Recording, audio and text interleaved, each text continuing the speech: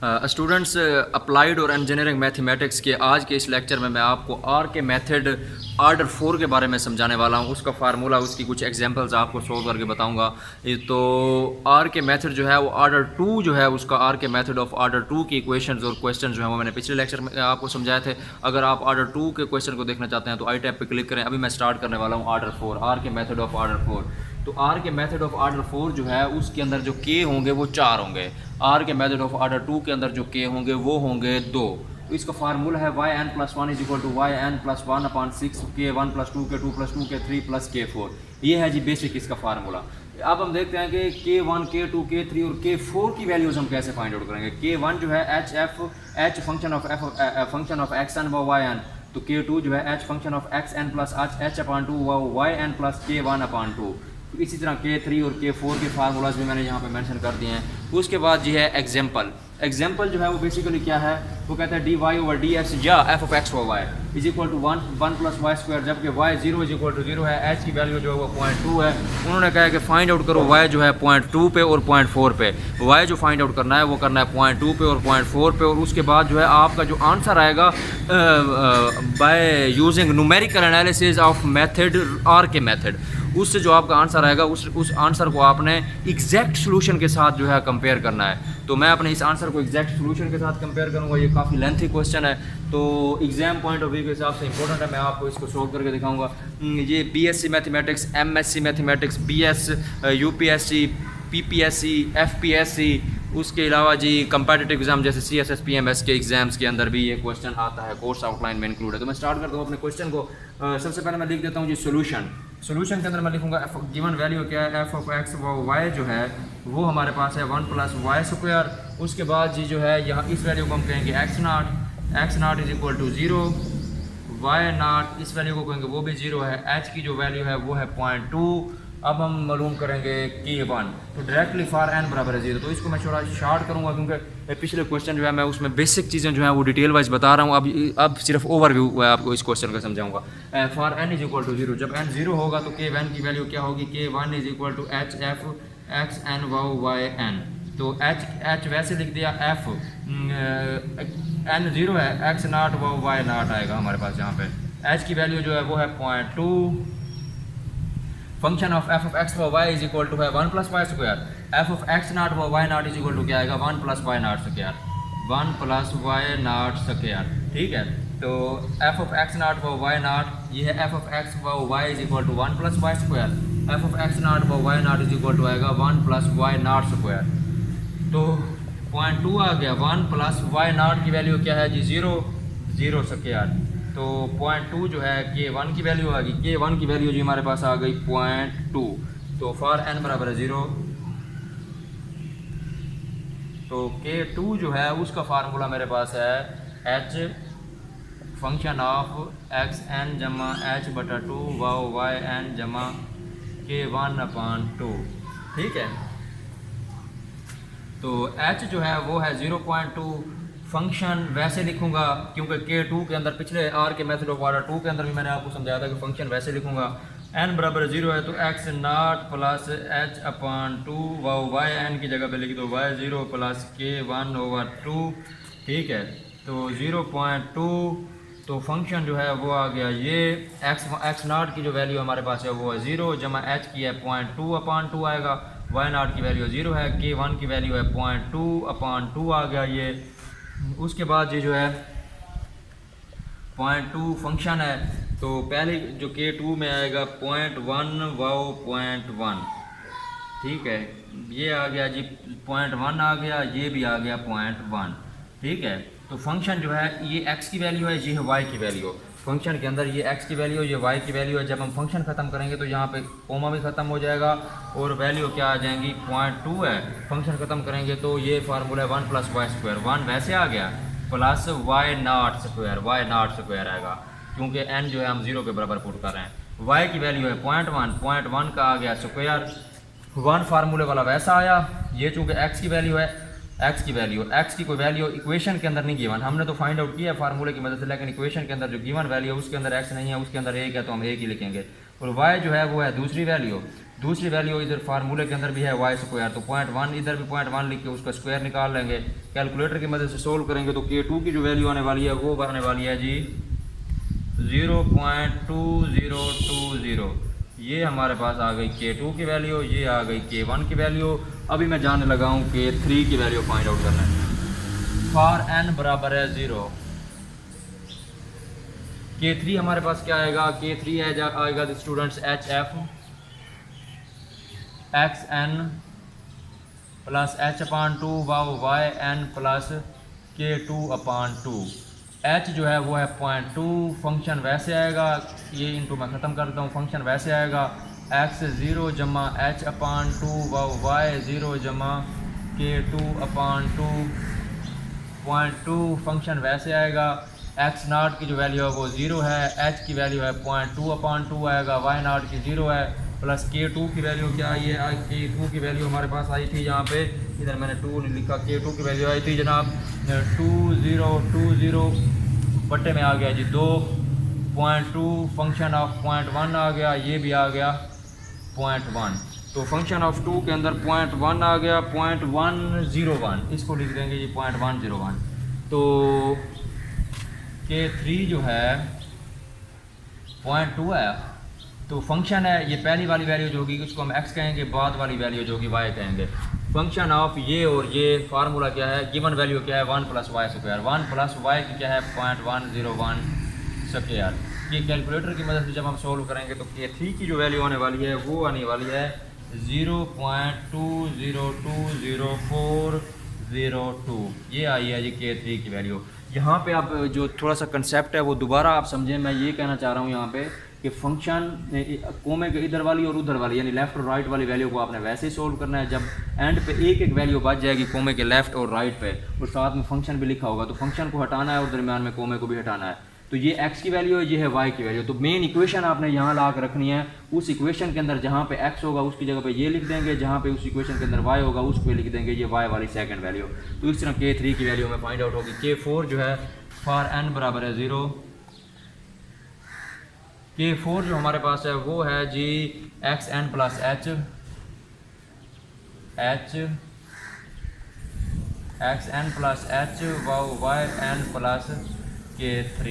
तो h की जो वैल्यू है वो है 0.2, फंक्शन ऑफ xn की वैल्यू हमारे पास क्या थी, n 0 है, x0 प्लस h कर दो, y0 प्लस K3 कर दो।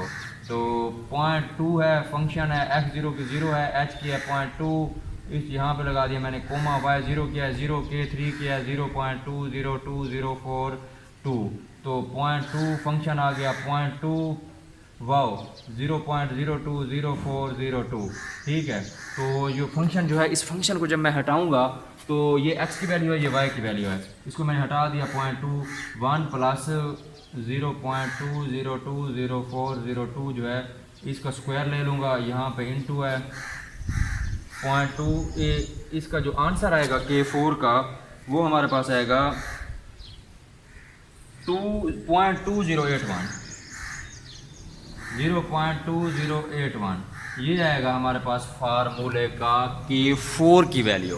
अब जो है K1 की वैल्यू हमने ये फाइंड आउट की, K2 की ये की, K3 की ये की, K4 की ये की। अब हमारे पास जो मेन फार्मूला है वो है, इसको मैं क्या देता हूँ A, यहाँ पे मैं लिख देता हूँ putting values of K1 K2 K3 K4 in equation A। तो इक्वेशन A के अंदर K1 K2 K3 की वैल्यू पुट करनी है। अब इक्वेशन नंबर A लिखता हूँ फॉर n बराबर है 0, तो पहली जगह पे हम लिखेंगे n बराबर है 0, ये बन जाएगा y1 = y0 plus 1/6 K1 plus 2 K2 plus 2 K3 plus K4। तो y0 की वैल्यू है 0.2 प्लस 1/6, K1 की वैल्यू आई थी 0.2, K2 की आई थी, इसके साथ 2 इंटू लगाना है, K2 की आई थी 0.2020 प्लस 2 लिख के K3 की वैल्यू हमारे पास आई थी 0.20200402 प्लस K4 की आई थी 0.2081। तो ये सारी वैल्यूज़ K1 K2 K3 की वैल्यू मैंने इस इक्वेशन के अंदर पुट की है। उसके बाद जो मेरा आंसर आया है वो मेरा आंसर आया है जी 0.2027। y1 का जो आंसर आया वो आया 0.2027। तो इसी तरह मैं x1 फाइंड आउट कर लेता हूँ, ये y1 निकल आया है तो x1 फाइंड आउट कर लेता हूँ। x1 जो है वो होता है x0 प्लस h, x0 है 0, h है 0.2, तो x1 जो है वो आ गया जी 0.2। तो y1 इज इक्वल टू होता है y ऑफ x1, ये आ गया 0.2027। तो y 0.2 पे आया है मेरे पास 0.2027।